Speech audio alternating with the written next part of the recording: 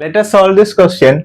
Suppose the mean and standard deviation of the data, there are 9 data are there, x1, x2, etc., x9, are mu and sigma not equal to 0. Sigma is the standard deviation and mu is the mean of these data, 9 data.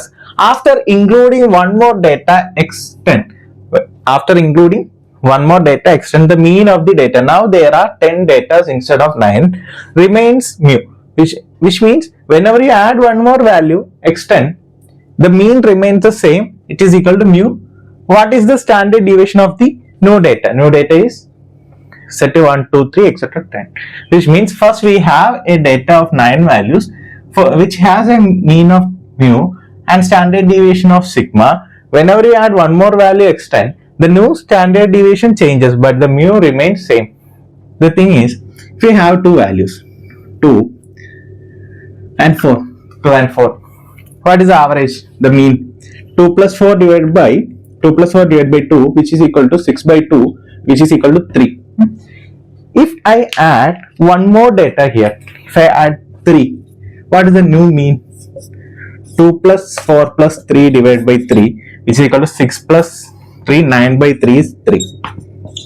If you add again one more value, I have observed I am adding the mean value. Whenever I add one more value, this will be 2 plus 4, 6, 6 plus 2, 9, 6 plus 3, 9, 9 plus 3, 12, 12 by 4 is equal to 3. Whenever you add a mean value, if you are adding one more value, here the x10 is the mean value. Whenever you add the mean value, if there are n observation, if you add one more option, n plus 1, the observation is the mean value itself, then the mean doesn't change, which means the x10 is the mu itself. x10 is the mu itself. x10 is mu itself. The 10th value which we have added is the mu itself. Now, what is variance? Standard deviation equal to positive square root of variance. Variance is represented by sigma square and standard deviation is represented by the letter sigma. Now, what is the variance for the first term? Let it be sigma square. As we can find the value of variance, then we can take the root, then we will get the value of standard deviation. What is the variance for the first term? Sigma xi minus x bar, the average, here it is mu, divided by n, and there is a square. Here the number of values is 9 initially. And how many terms are there? There are 9 terms. This is the value of xi minus mu, the whole square for the first 9 terms. We are taking the sum of that value difference.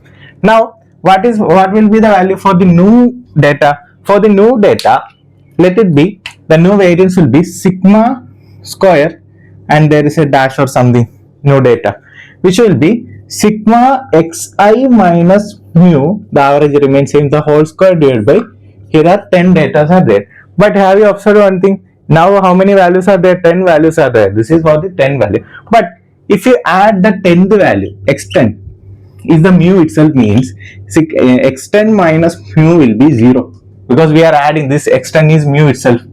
We already know.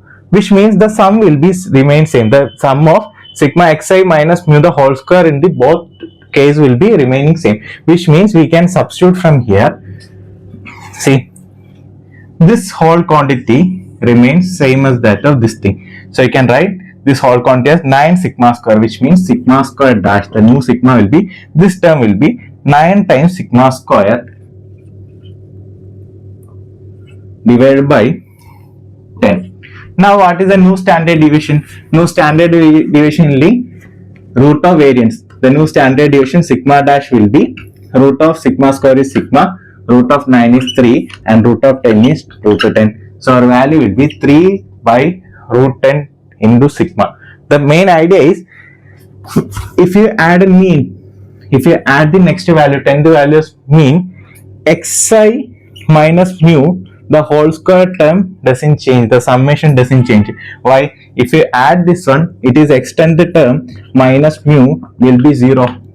So the effectively it will be from, in first case it will be sigma x1 minus mu square plus sigma xi minus mu the whole square equal to sigma x1 minus mu the whole square plus x2 minus mu the whole square plus etc. x9 minus mu the whole square. In the second case, what we have done, we have added one more time x10, but in this case, what is x10? x10 is mu minus mu the whole square, because x10 is itself mu, so the difference is 0. So you can write directly, substitute, and we will get the answer as k.